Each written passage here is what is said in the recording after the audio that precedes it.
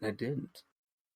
The authority figure's been around for so many years. It's just that it grew in being a general manager thing. That's the thing about wrestling. It's like you have to have someone there. It's better to have someone around. It's like you have with Dynamite, AEW.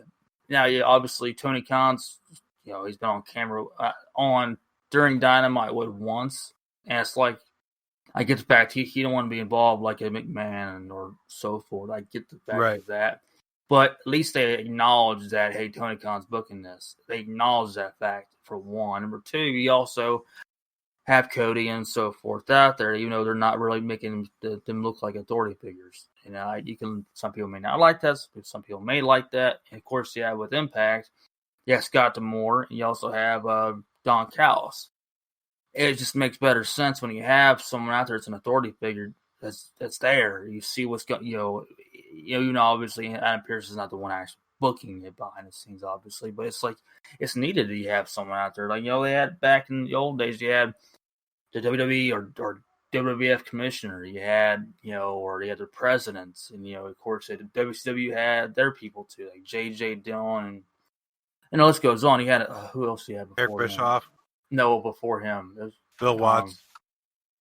Bill Watts, yes, somebody else too. I can't bring a bell for some odd reason right this very moment. But either way, it's a known thing. Even back in the 80s, you had presidents. And it's just Jack Tunney.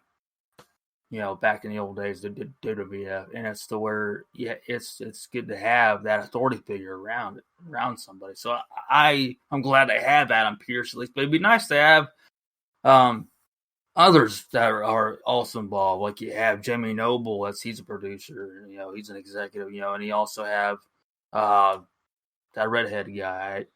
I never can remember his name. Who's that redheaded guy with the beard? That's a producer? Yeah, he did a short storyline with Nia Jax. Also, he was involved in a fight between Sheamus and Drew before they got the feud. I forgot his name, but I would be nice if they would have more than Adam Pearce, but I'm glad that he's around to be a authority figure. Now that's bugging me. I don't know who you're referring to. I forgot his name, but red hair with a beard. Yeah. Because I'm gonna be honest with you, the one I'm stuck on is like, oh, that's Sami Zayn. Well, no, he's an active wrestler. No, it's he actually this guy was actually out on camera a week or two ago too. I forgot his name, but it'd be nice if they would have other authority figures like Jimmy Nubbles in charge tonight. That works just fine, but they decided to keep it with Adam Pearce. I guess they're happy with him. He's good on camera, and it works just fine. So, hey, what about Shane O'Mac, man? What do you think about the storyline? I think it's a good storyline they got going on. It's him and Braun.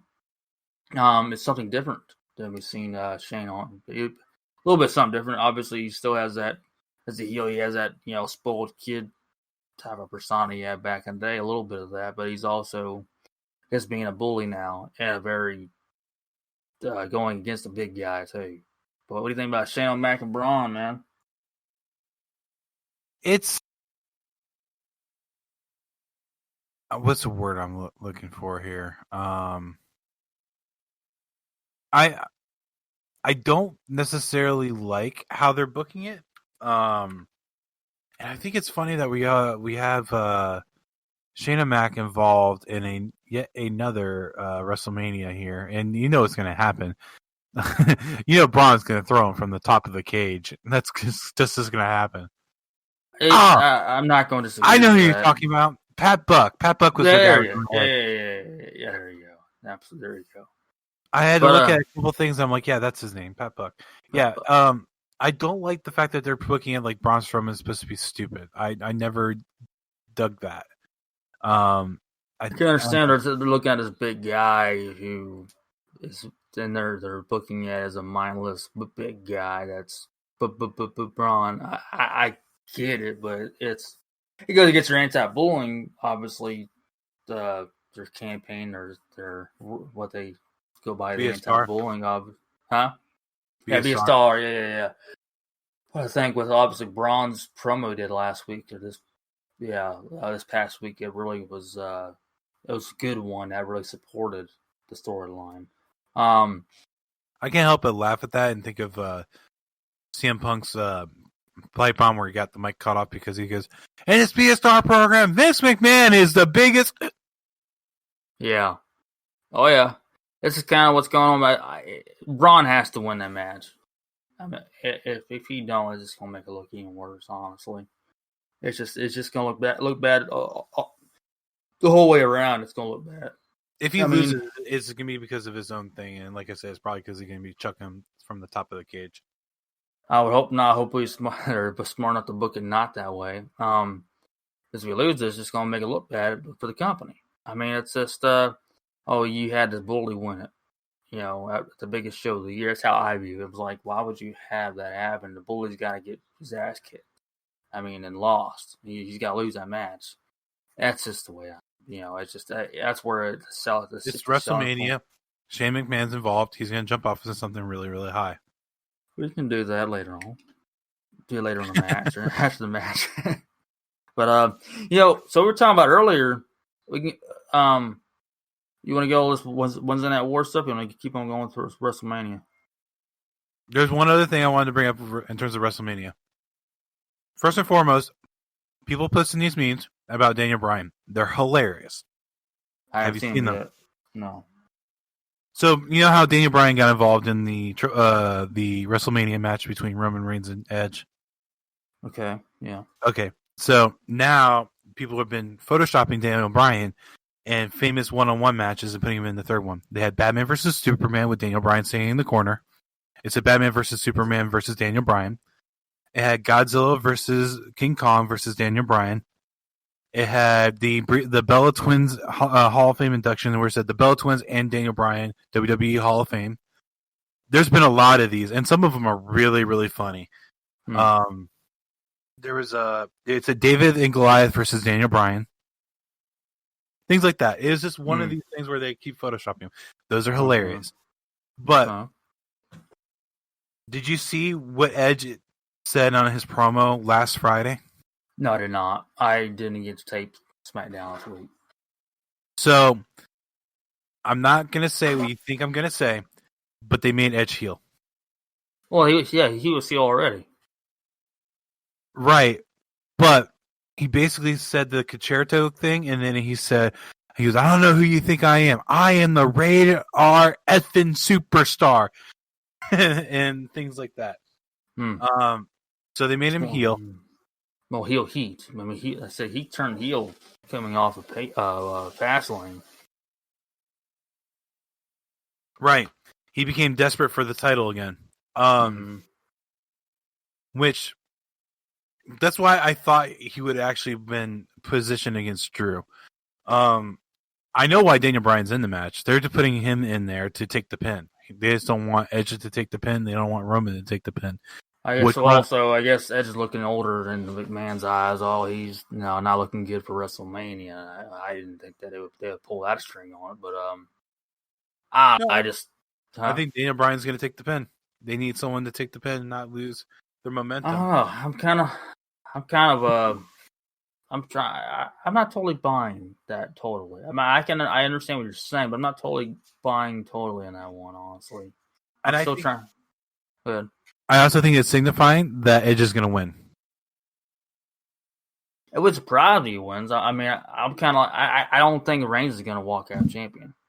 That's the whole reason why I think Daniel Bryan's there is because they don't want Edge to pin Reigns because they want Reigns to keep the momentum as being this top heel, but they want Edge to get the title. So the safest way to do it is throw someone else in the mix.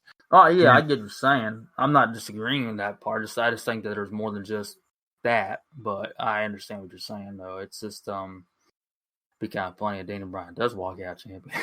I don't think he will. I think it's going to be Edge. I don't think he's going to be. I don't think Daniel Bryan's going to win either. But I hope one of those things is I would hope that if it does, I'm looking at the story as, you know what, y'all, I'm the underdog. once again coming into this storyline, and having hope. I guess that's the best way of saying it. But yeah, I definitely see Edge winning it though. Yeah, man. That's my thought. And one of the things I will give WWE credit for this WrestleMania, as opposed to the last one, I actually think their 2 title matches were probably the best title matches that they booked in the past couple of years. You have with Bobby Lashley versus Drew McIntyre, and Edge, Roman, and Daniel Bryan. I think those are probably their best title matches that they could have booked for the males. For the males, yeah.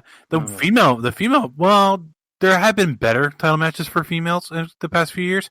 But I even think Sasha Banks versus Bianca Belair is going to be a really good one. I think that's going to be the top match as far as the female. I mean, anything going on with that, obviously, but I think it's going to be probably in. I hope. And Asuka Rhea Ripley would be good too. And did you see that Bianca and Sasha are going to be last for night 1? Yes, and I'm glad they did that. Here's I saw something on Twitter about that. People are like, "Oh, well, it's supposed to be the Royal Rumble winner supposed to get the main event." Oh, that doesn't happen every time, and it should. And that's the problem. It should happen every single time, every single year. The one who wins the Royal Rumble automatically gets the main event, the closeout match of the closeout match of the show, because you can view it any way you want to. This goes for anybody. I'm like, oh, well, every match is a main event because it's WrestleMania, or hey, we go open the show, that's a title match there, that's a main event. And it can be a main event type of match, but when you win the Royal Rumble, you are the main event. That's your guaranteed spot. And I never liked it when they said, okay, well, you win the Royal Rumble, well, we're gonna have you not close out the show. I was like, you're defeating the purpose. That's just how I just never liked it when they had that. And, I could see that Drew and Bobby Lashley are probably going to be the opening match, the first match of the WrestleMania. And I understand that. I mean, yeah, it's a great storyline. It's great booking as far as having that title match, but where else are you going to put it at? I mean, if it was going to be one of those one nights or just a one night show where it's gonna be 5 or 6 hours long, if you could put them in the middle of it, okay, I can understand that. But you're having 2 nights. Mm-hmm. There's no sense of putting them in the middle of the show when you have a 2-night show. You might as well put them at the first match. Because neither one of them won the Royal Rumble. So what spot do they deserve? Obviously not the closing out the show. So yeah, got to give it to Bianca Belair. She won the Royal Rumble. You got to give it to obviously Edge. You won the Royal Rumble. So you're gonna have the closeout show with the triple threat second night, and then of course Bianca and Sasha closing out the first night, which I totally understand, respect that, because that they won the Royal Rumble, and I see Bianca and Sasha have a better storyline anyways right now. Honestly, they are. I mean, this card's pretty good. There's only a couple matches I'm not digging. One thing I do want your opinion on: Cesaro and Seth. I'm 50-50 on it. So am I. I'm surprised that because of what level Seth Rollins is at, they're not having him in a different spot. But what else are you gonna do with him?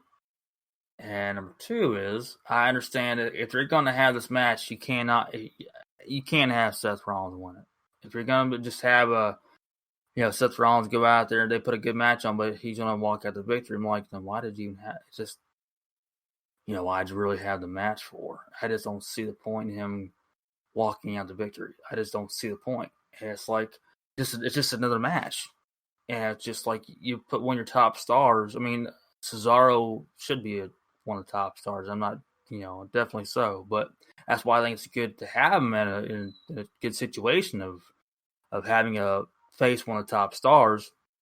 But if you're going to have just a one and done, Seth Rollins walking out the victor, and it's like, I just don't see the point of it. But, they had to put Seth Rollins somewhere. So with Cesaro, this is a real opportunity to give him a chance to have a run towards the top of the card.